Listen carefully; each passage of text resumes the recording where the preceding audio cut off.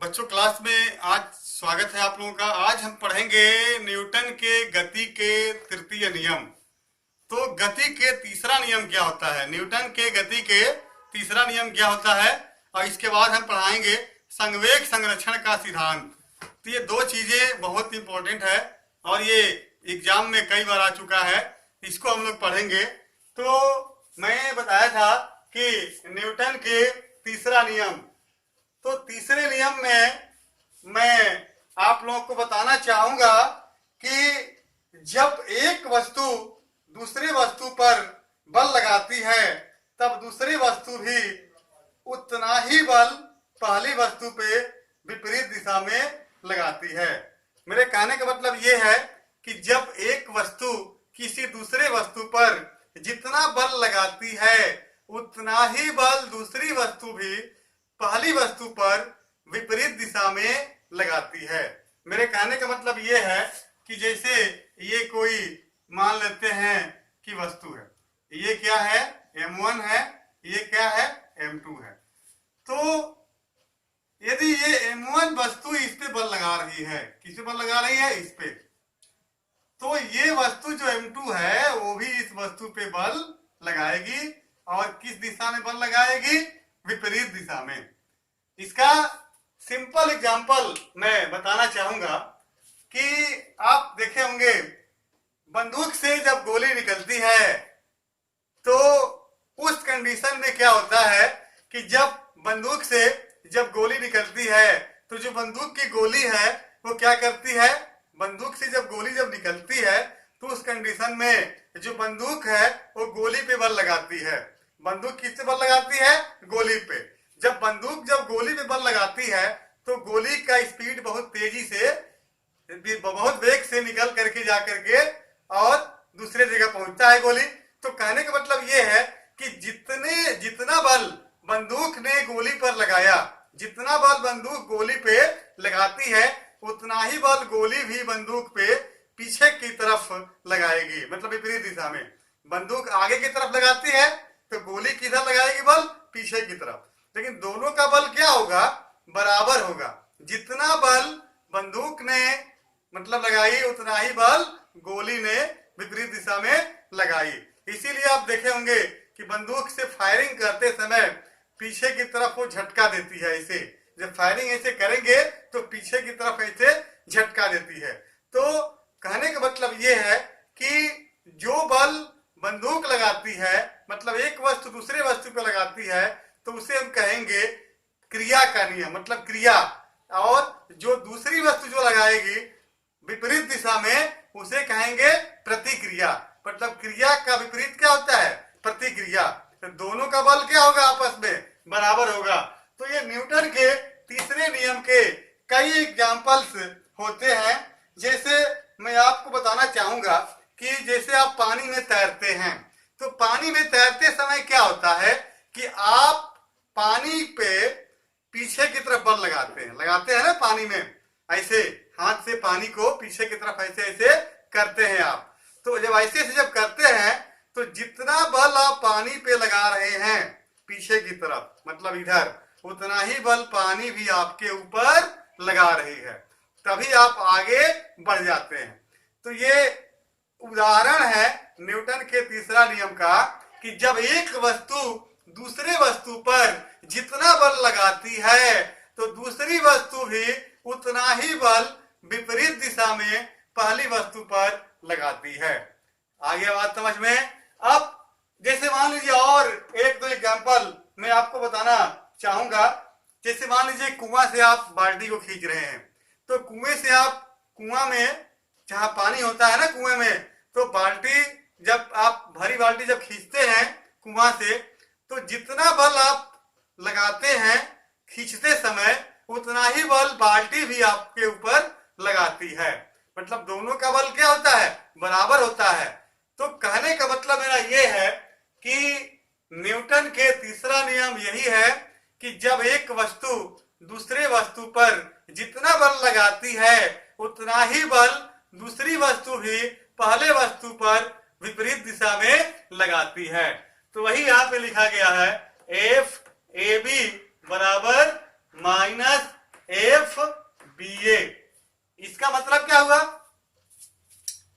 इसका मतलब ये है बेटा कि यहाँ पे कोई वस्तु है जिसका नाम है ए, और यहाँ पे कोई वस्तु है जिसका नाम है बी।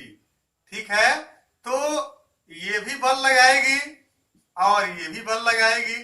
तो जो बल लगा रही है और ये जो बल लगा रही है, तो जो ए वस्तु है, ए वस्तु का जो बल होगा वो ए वस्तु किस पे लगा रही है? बी पे लगा रही है। इसीलिए यहाँ पे क्या लिखा गया है? A B. ए बी मतलब ए बी पे बल लगा रही है, ए बी पे बल लगा रही है। ए किस पे बल लगा रही है? बी पे।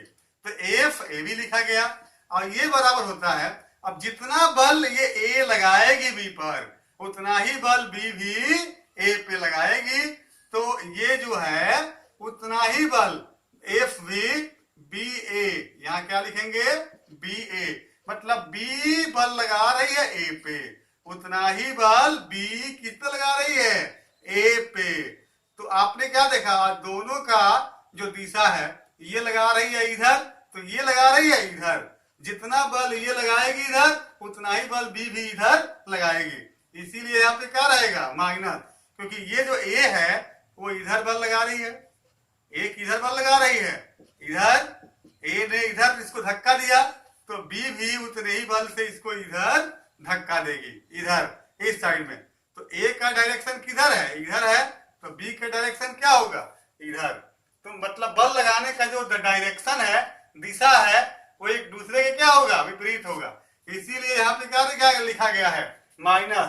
तो F A B, F A B का मतलब क्या है?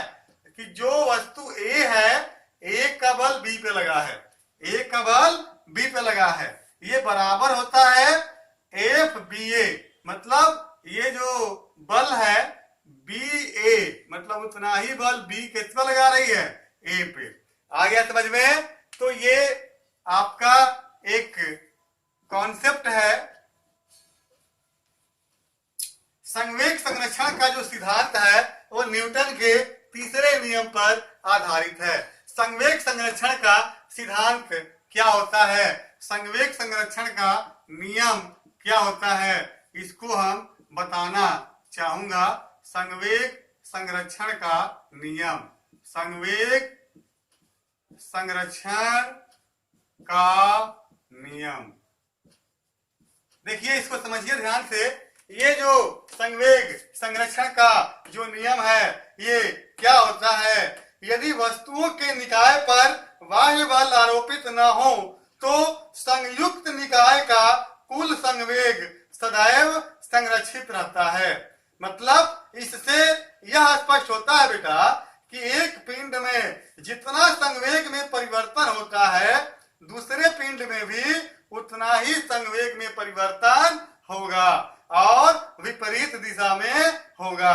मेरे कहने का मतलब ये है कि जैसे मान लीजिए, कहने का मतलब ये है कि यहाँ पे कोई वस्तु है ए, क्या है वस्तु? ए, और यहाँ पे कोई वस्तु है बी। तो ए एक वस्तु है और बी भी क्या है? एक वस्तु है। और ए का जो द्रव्यमान है ये क्या है? एम ए। एम ए क्यों लिखा गया? मतलब जो ए वस्तु है इसका द्रव्यमान क्या है? एम ए। ए इसलिए लिखा गया है कि ये वस्तु ए का द्रव्यमान है। और यहाँ एम बी लिखा गया है। एम बी क्यों लिखा गया है?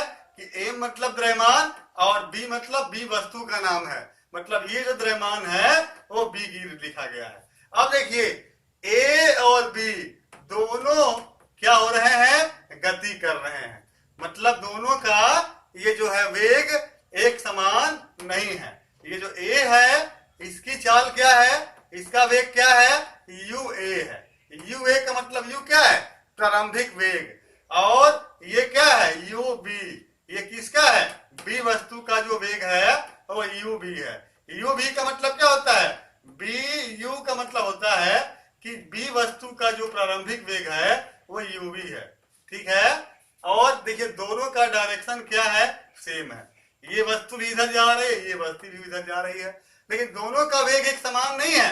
अब आपको पता है कि जब आपको पता है कि ये पतला सा एक रोड है, पतला रोड है, और एक मान लेते हैं कोई साइकिल से बालक जा रहा है। या मान लेते हैं कि कोई एक छोटी सी कोई गाड़ी, जैसे कोई भी एक साइकिल चलाते हुए एक बालक जा रहा है, ठीक है, साइकिल से जा रहा है ये आगे। तो जब ये साइकिल से जा रहा है और पीछे से कार आ रही है, क्या आ रही है? कार। तो ये जो कार आ रही है, कार, और ये साइकिल है, तो कार का स्पीड क्या होता है? ज्यादा होता है, और साइकिल का स्पीड क्या होता है? कम होता है। और दोनों का जो दिशा है चलने का, वो एक ही दिशा है, सेम दिशा है। तो कार ने इसमें क्या करेगी? टक्कर मार देगी, क्योंकि इसका स्पीड ज्यादा है और इसका स्पीड कम है।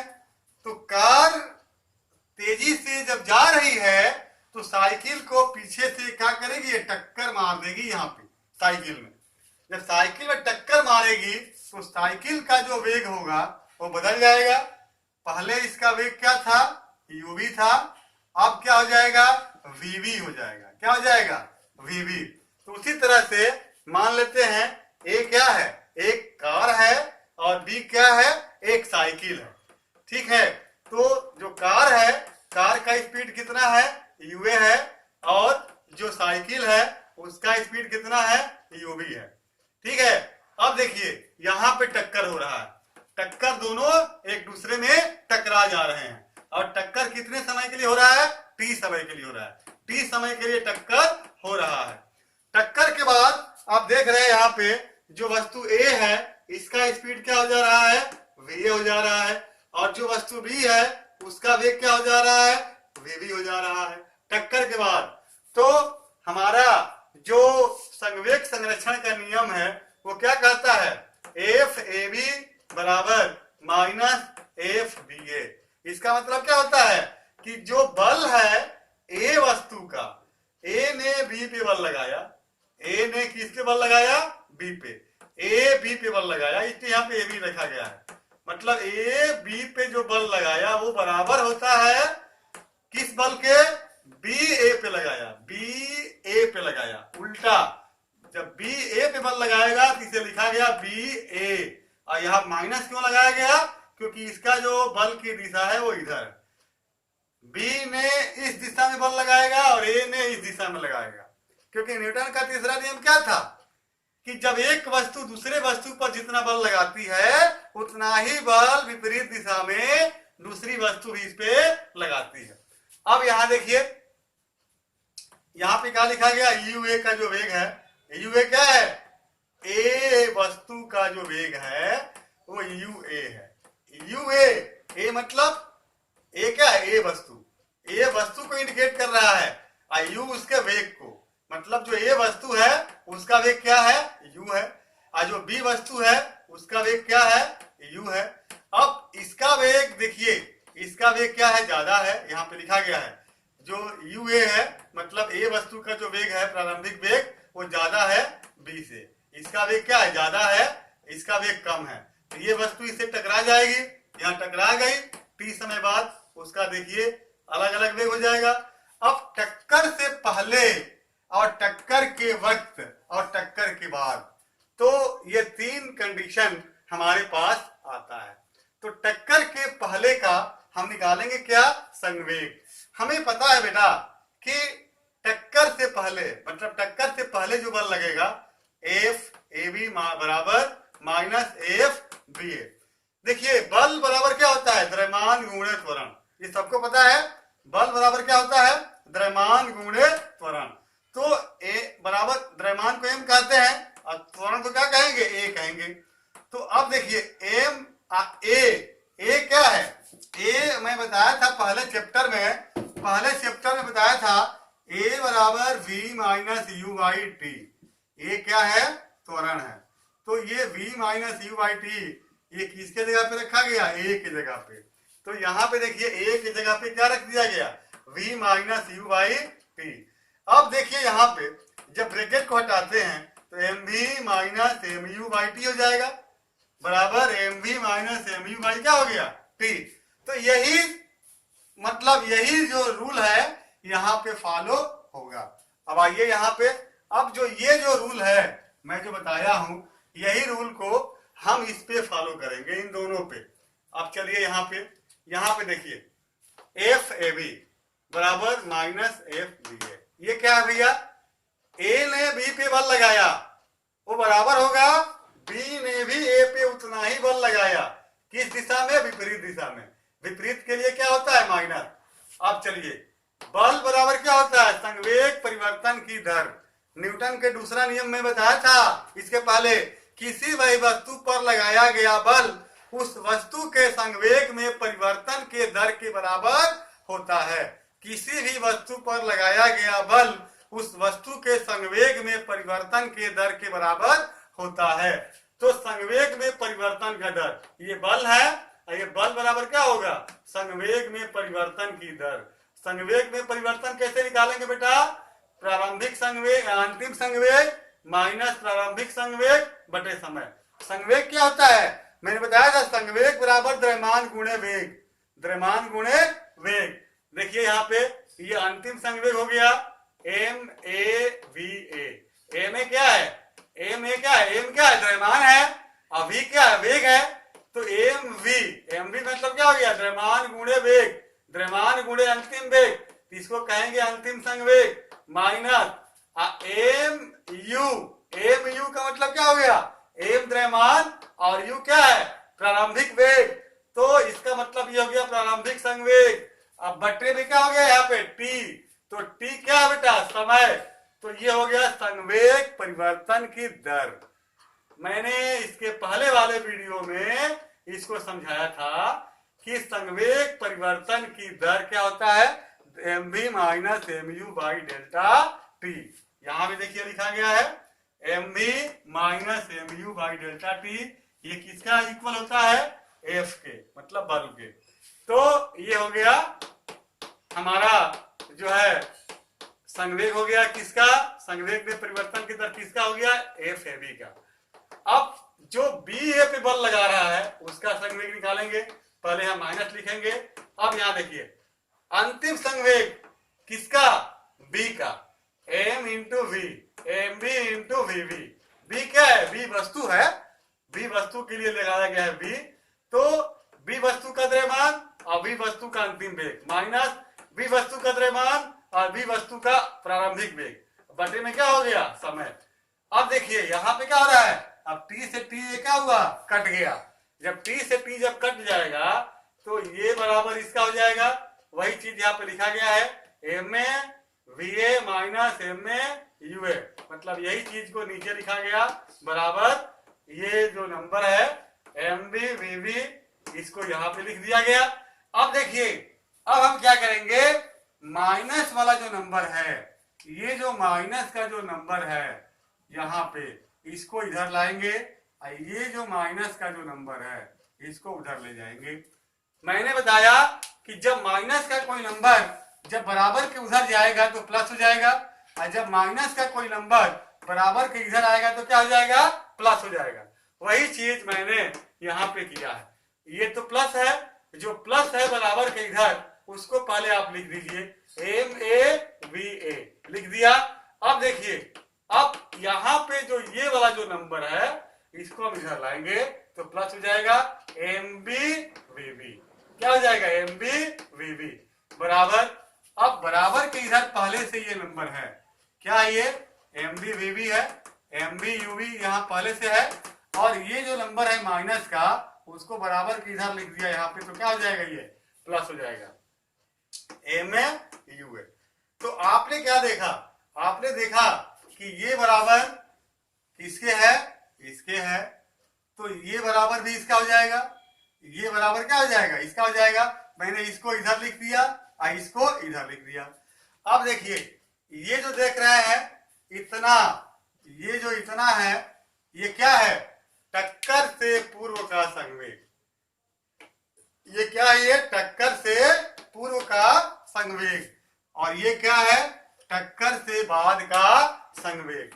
मतलब यहाँ पे आइए, यहाँ पे बता रहा हूं, ये टक्कर से पहले है, टक्कर से पहले इतना है। ये टक्कर से पहले का संवेग क्या होगा बताओ, टक्कर से पहले होगा M A into U A. देखो यहाँ लिखा है M A into U A. और M B into U B, देखो यहाँ M B into U B, ये टक्कर से पहले का है, और टक्कर के बाद वो सब है। टक्कर के बाद क्या है, M A into V A, देखो यहाँ लिखे M A into V A plus M B into V B, M B into V B, वो वाला यहाँ पे हो गया। तो इस प्रकार से ये एक सिद्धांत हो गया कि टक्कर से पहले का संवेग टक्कर के बाद के संवेग के बराबर होता है। और इसी आधार पे हमें क्या करना है बेटा, न्यूमेरिकल क्वेश्चन को लगाना है। न्यूमेरिकल क्वेश्चन में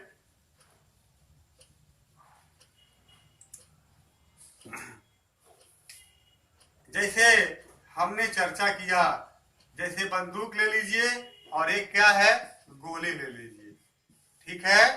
अब पता चलेगा कि बंदूक का भी अपना क्या होता है, वेग होता है, और अपना क्या होता है, क्या होता है, अपना उस बंदूक का द्रव्यमान होगा, अपना वेग होगा, बंदूक का अपना द्रव्यमान होगा, अपना वेग होगा, और गोली का भी अपना द्रव्यमान होगा और इसका भी अपना वेग होगा।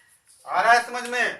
तो कहने का मतलब ये है कि ये जो एम बी है इसका संवेग क्या होगा, एम इंटू वी, और इसका संवेग क्या होगा, एम इंटू वी। तो मान लेते हैं इसे m1 v1, इसे मान लेते हैं m2 v2।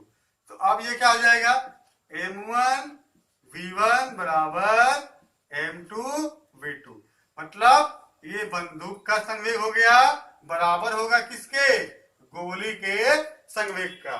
तो इस आधार पे ऐसे बहुत सारे क्वेश्चन आपको करने को मिलेगा इसमें। तो ये ध्यान देना कि ये जो फार्मूला है, मतलब बंदूक का संवेग और गोली का संवेग, ये दोनों क्या होंगे, आपस में बराबर होंगे। तो इस प्रकार से न्यूमेरिकल क्वेश्चन करने के लिए हम लोगों को मिलेगा। इसके बाद हम थोड़ा सा चर्चा करेंगे आवेग क्या होता है।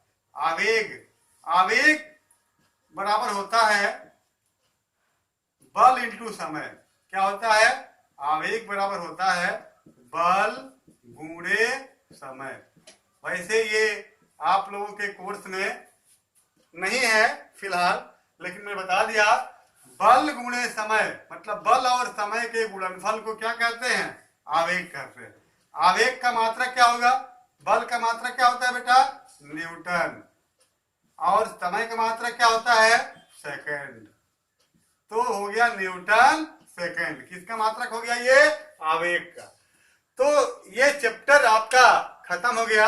अगले दिन हम इसमें आप लोगों को न्यूमेरिकल क्वेश्चन कराऊंगा। न्यूमेरिकल में इसमें इसी फार्मूला के आधार पे बहुत सारे क्वेश्चंस आपको मिलेंगे और उसी का क्वेश्चन आप लोगों को कराया जाएगा। न्यूमेरिकल क्वेश्चन में पहला जो फार्मूला आएगा आपका, बल बराबर क्या होता है, M V minus M U by T. ये पहला क्वेश्चन है। ये न्यूटन का दूसरा नियम है। क्या ये दूसरा नियम? दूसरा आएगा एफ बराबर एम इंटू ए। तीसरा आएगा कैपिटल एम भी बराबर स्मॉल एम भी। तो ये तीन फार्मूला आपका आएगा। ये दूसरा नियम और ये तीसरा नियम है। तीसरा नियम, बंदूक का द्रव्यमान इंटू बंदूक का वेग बराबर गोली का द्रव्यमान इंटू गोली का वेग। तो ये संवेग संरक्षण का सिद्धांत है। आ रहा है समझ में? तो इसको एक बार फिर समझ लीजिएगा। और मेरे ख्याल से ये इस बार जो संवेग संरक्षण का जो सिद्धांत है, संवेग संरक्षण के सिद्धांत को इस बार सिलेबस से आप लोगों का कम कर दिया गया है इस बार, क्योंकि आपको पता है कि 30% सिलेबस की कटौती की गई है। उसमें संवेग संरक्षण के सिद्धांत को नहीं लिया गया है, बाकी सब पढ़ना है आपको। लेकिन फिर भी इसको मैं बता दिया क्योंकि आप लोगों को जानकारी होना चाहिए, क्योंकि जब आगे वाले क्लास में जाएंगे तो आपको दिक्कत नहीं होगी। इसलिए बहुत बहुत धन्यवाद। अब मैं अगले दिन अपना आप लोगों को न्यूमेरिकल क्वेश्चन कराऊंगा और